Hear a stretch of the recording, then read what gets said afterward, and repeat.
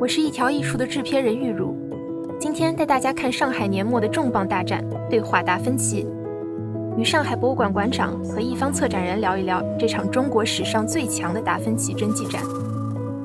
达芬奇唯一一件可以出境意大利的油画作品《头发飘逸的女子》首次来到上海，还有文艺复兴三杰之一米开朗基罗的珍贵素描。同时，极少面世的11幅上博重磅馆藏也向观众展出，堪称一个小型的五代、宋、元、明国宝展，与达芬奇等人的作品形成了一场独特的对话。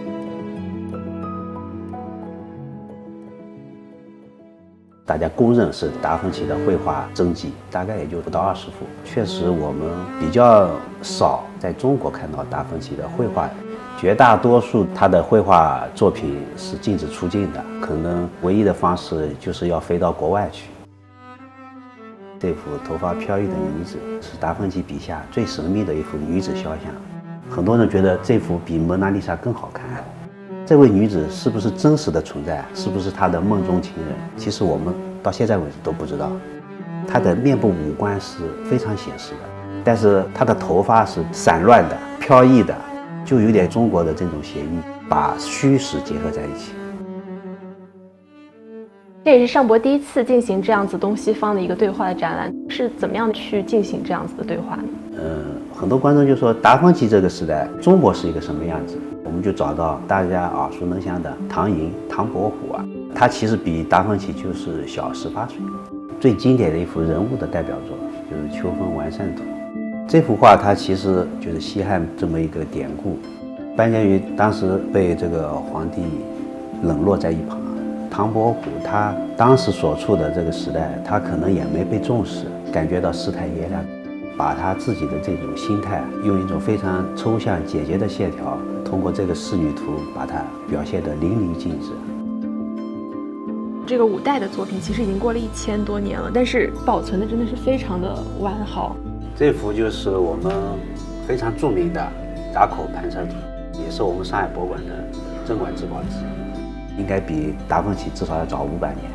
它描绘的是磨坊的一个宏大的场面，农民通过船把粮食运到这个磨坊，进入到2层楼的一个建筑，水墨的加工，它是很写实的，跟达芬奇的很多手稿里面一些发明啊非常相近。这幅画比《清明上河图》更早，是风俗画的鼻祖。观众可以从跨越五代、宋、元、明不同朝代的中国画作中，感受白描技法、仕女画线条等写意疏朗的中国风格，与西方文艺复兴时期大师作品的和而不同。The main difference, I think, between the portrait activity is that the detail of the face is not so clear. Because the perspective of the Chinese painting was totally different. In the Renaissance schools, you find painters involved in defining the precise lines of the face. Because the man or human being was at the center of all the philosophical activity and art activity. 除了油画，手稿也是展览中非常重要的一部分。达芬奇的大西洋古抄本总共1000多页，横跨艺术家从1480到1520年的创作生涯。We consider all the sketches by Leonardo as a sort of daily diaries, because he was so curious, observing all the natural phenomena. You find drawings of horses, bridges, female figures, male figures, fortifications, war machines. Through sketches you can understand the process of conception.